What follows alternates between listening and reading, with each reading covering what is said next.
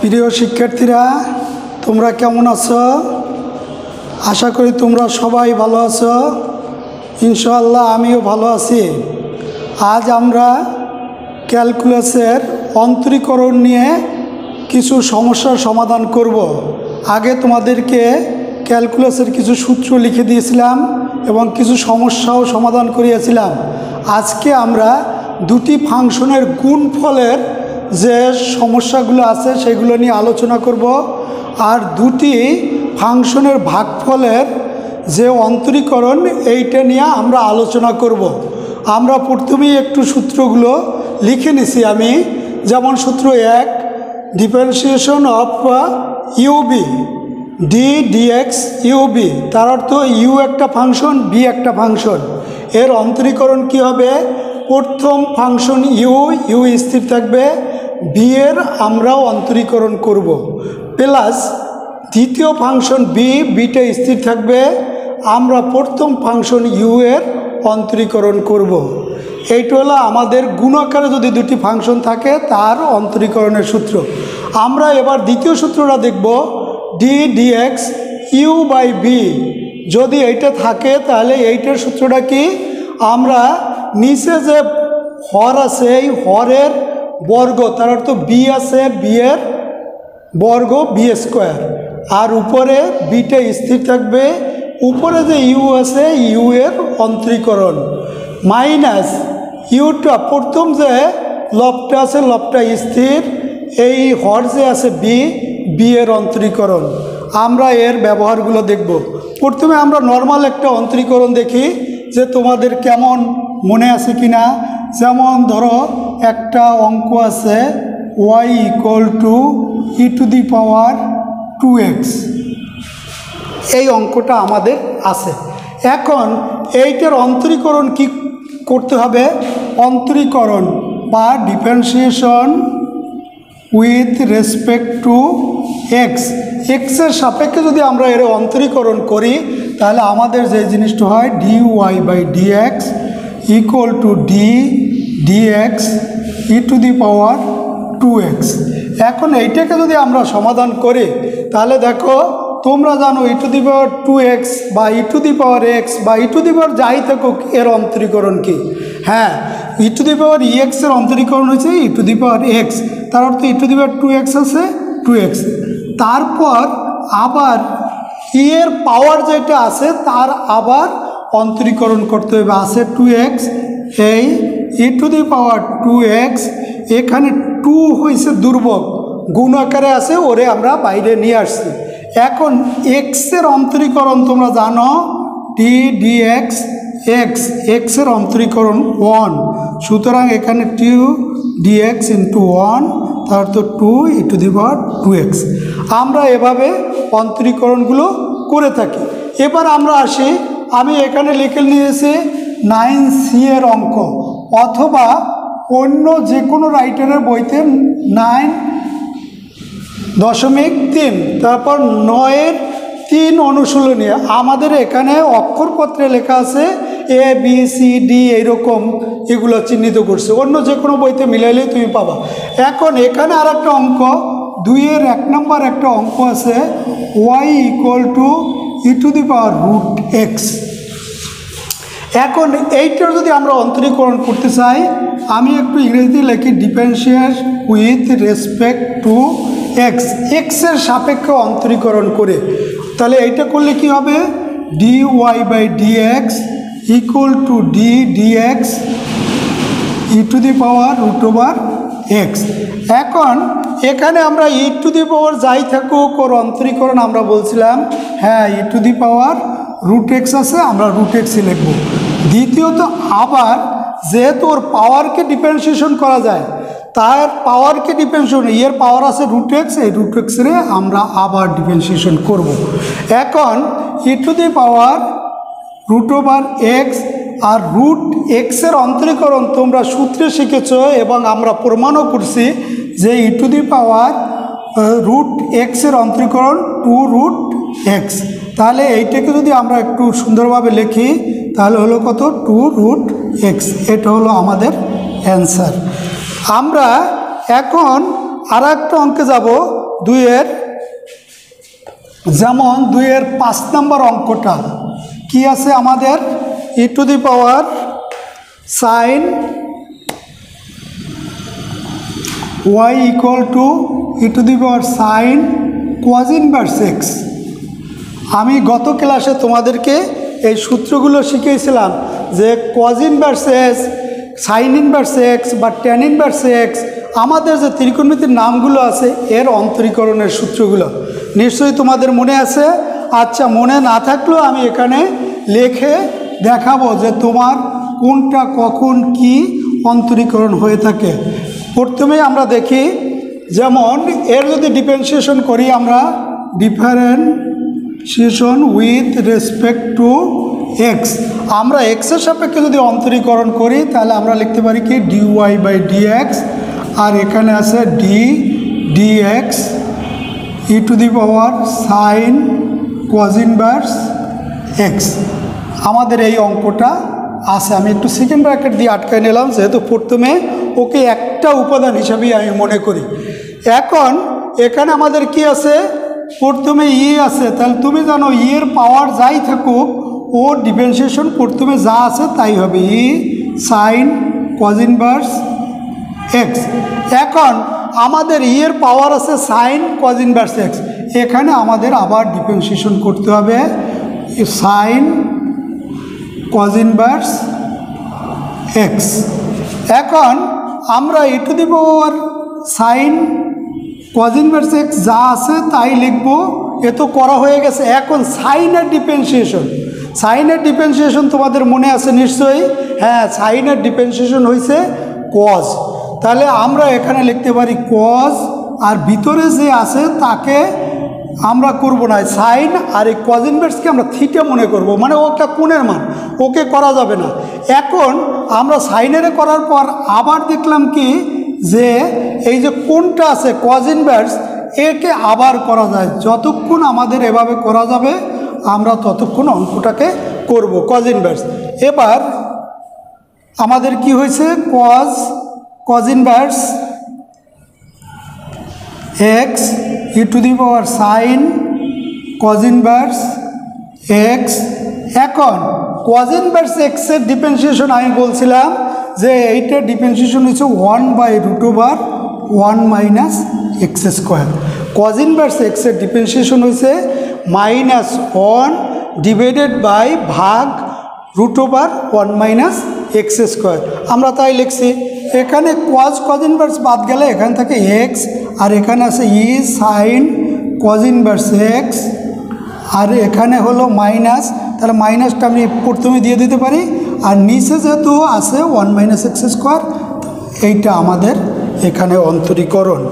এবার আমরা একটু সব তো আমরা একবার দেখলাম, আমরা দুইটার গুণ আকারে যদি থাকে সেইটা দেখি কি আছে। যেমন আমি একটা অঙ্ক লিখতে আছি,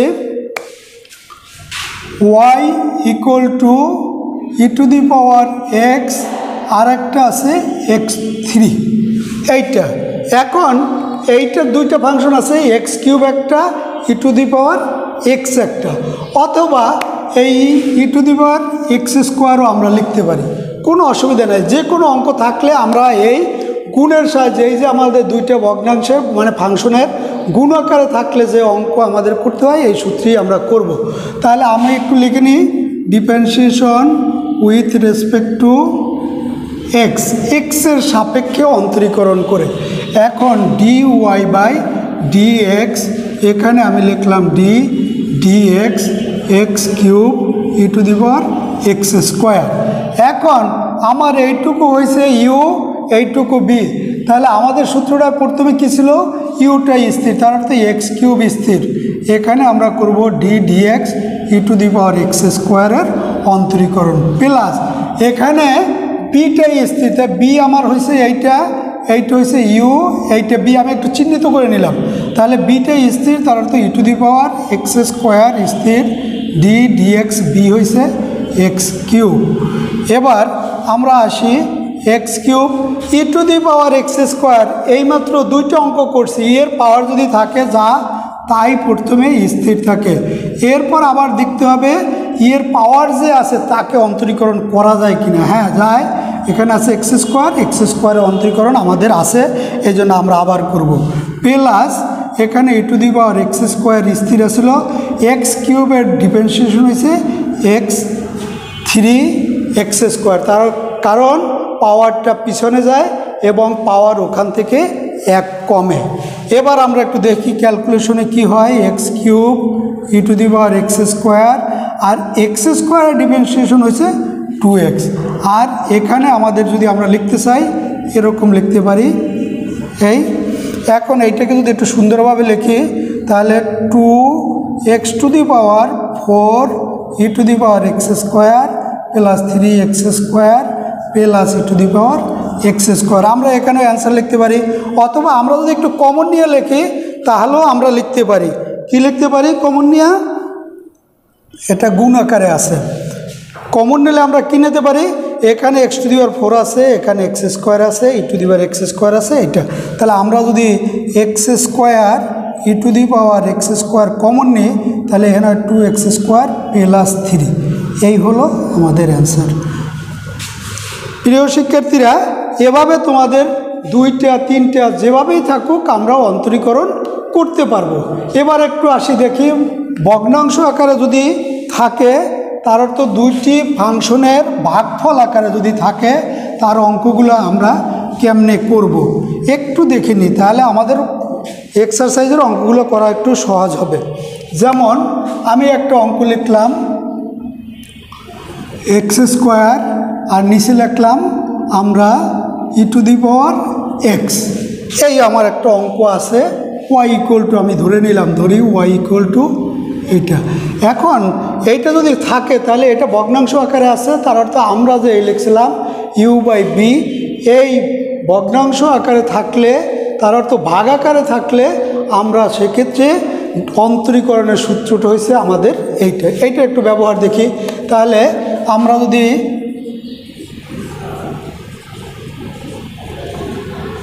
অন্তরীকরণ করি তাহলে কি হলো dy/dx, এখানে dx এক্স স্কোয়ার, এখানে দিলাম ex, এই আমার আছে। এখন আমরা এখানে একটু সূত্রটা লিখি। হ্যাঁ, নিচে যে হর আছে হরের স্কোয়ার, তার তো ex আছে এর হোল স্কোয়ার।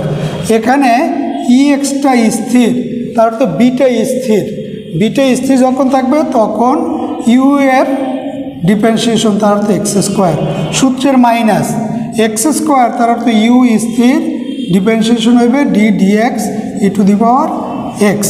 এবার আমরা এইটার যদি লিখি e to the power 2x, এই 2টা পাওয়ার লাগ গুণ হয়ে 2x হয়েছে, e to the power x. এইখানে যদি আমরা একটু করি 2x, এইখানে হয়েছে মাইনাস, তাহলে এক্স স্কোয়ার, আর এখানে ex এর অন্তরীকরণ ex। এবার আমরা একটু যদি কমন নিয়ে লিখি তাহলে e to the power x, তারপর আরও একটা কমন নিতে পারি আমরা, এক্সও কমন নিতে পারি। তাহলে এইটা যদি নেই আমাদের, তাহলে এখান থেকে কি 2 মাইনাস এক্স, আর নিচে থাকে e to the power 2x, এভাবে আমরা লিখতে পারি। অথবা এক্সের লাগে এটা কাইটা একটু ছোটো করেও আমরা লিখতে পারি এক্স 2 মাইনাস এক্স, তার অর্থ এইটাকে যদি আমরা e to the power x দিয়া এই যে নিচে আছে যদি ভাগ করি তাহলে e to the power x থাকে, এভাবে আমরা লিখতে পারি। প্রিয় শিক্ষার্থীরা, এবার একটু আমরা চলে আসি বইয়ের আরও কিছু অঙ্কে, যেখানে গুণ আকারে আছে আমাদের অঙ্কগুলো। একটু বড় হইলেও আমরা অঙ্কগুলো একটু করব, কারণ আমাদের আস্তে আস্তে একটু বড়র দিকেই যেতে হবে। যেমন আর একটা অঙ্ক 7(1), আমি আর একটা অঙ্ক অক্ষরপত্রের ফাংশনের ভাগ আকারে যে আছে সেইটা একটু দেখাই। 7(1) y equal to ln cos x divided by x আছে, এমনি একটা অঙ্ক আছে। এখন এইটার অন্তরীকরণ আমার করতে হবে। এইটার অন্তরীকরণ যদি আমরা করতে চাই তাহলে কি করতে হবে? আগেই আমরা লিখব, হয় বাংলায় লিখবা তোমরা, না ইংরেজিতে, যেভাবে লেখো চলবে। Differentiation with respect to x, এক্সের সাপেক্ষে, কারণ আমার মূল অঙ্কের চলকটা এক্স, যেটা থাকবে সেই সাপেক্ষে আমরা অঙ্কটা করব। এবার দেখি তাহলে কি হয়, dy/dx into dx ln cos x by হয়েছে এক্স। আমি একটু সেকেন্ড ব্র্যাকেট দিয়ে ওরে আটকাই নিলাম। তার অর্থ এই অঙ্কটা এইটার মতো আমার সূত্রে লাগে পড়ে গেছে ভগ্নাংশ আকারে, তার অর্থ ভাগ আকারে। তাহলে আমরা সূত্রটা একটু লিখি। নিচে যে হর থাকবে হরের বর্গ x², হরটা স্থির dx ln cos x minus ln cos x হয়েছে স্থির dx, হর এখানে আমার আছে এক্সের অন্তরীকরণ।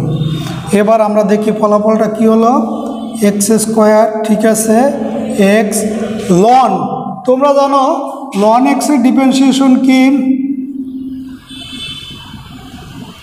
প্রিয় শিক্ষার্থীরা, লন এক্সের ডিফারেন্সিয়েশন তোমরা জানো কি না? অথবা এটা লন এভাবেও লেখা যায়, lnও লেখা যায়। তাহলে ওর অন্তরীকরণ হয়েছে এক্স, লন এক্সের অন্তরীকরণ হয়েছে 1/x। তাহলে আমরা এখানে লন cos x আছে লিখতে পারি 1/cos x minus loan cos x আর এক্সের হয়েছে 1।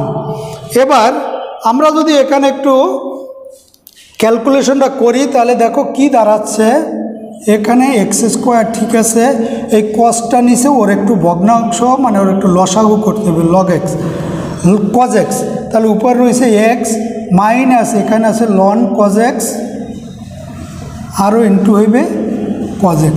তাহলে এটার যদি আমরা একটু উল্টো ইয়া দিই তাহলে উপরে থাকবে কি এক্স মাইনাস cos x লন cos x divided by x cos x।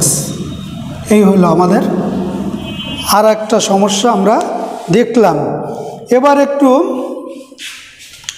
আমরা বইয়ের আর একটা অঙ্ক দেখি যে সেখানে কি বলছে, সেখানে সূত্রের সাহায্যে আমরা কি করতে পারি। প্রিয় শিক্ষার্থীরা, তোমাদের বইতে সাথের আরও অনেকগুলো সমস্যা আছে যেগুলো এর মাধ্যমে তোমরা সমাধান করতে পারবা। এবার আমি একটু সূত্রের মধ্যে চলে আসি। যেমন এটা 8-এর 1 নম্বর অঙ্কটা আছে কি তোমার tan inverse x, tan inverse root x. আমরা ধরে নিব এই ওয়াইটা আমরা সবসময় ধরে নিব y = tan inverse root x. এখন এর অন্তরীকরণ differentiation with respect to x. তাহলে আমরা যদি ডিফারেন্সিয়েশন করি তাহলে এরকম লেখা যায়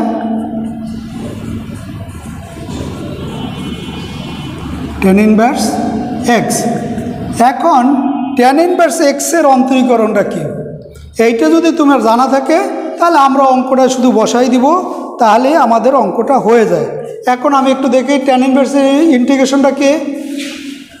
tan ইনভার্স এর ইন্টিগ্রেশন হলো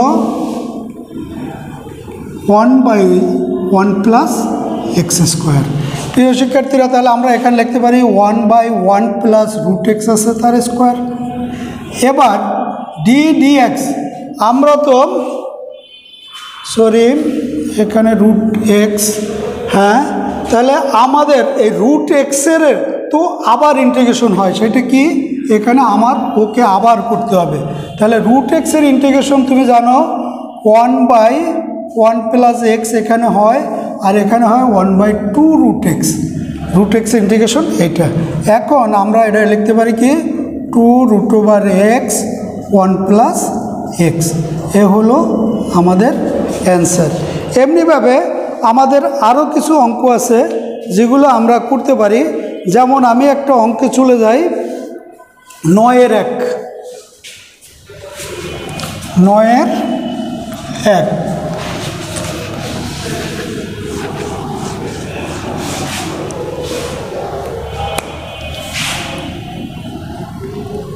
y = sin inverse 2x by 1 plus x²। প্রিয় শিক্ষার্থীরা, এখানে আমাদের একটু সূত্র জানতে হবে যে এখানে আমাদের এইটার সূত্রটা কি আছে। 2x/1 প্লাস x², এইটা আমাদের সূত্রটা জানতে হবে। এখন এইটা সূত্র আমরা দুইভাবেই করতে পারি। একটা একটু আমি দেখাই।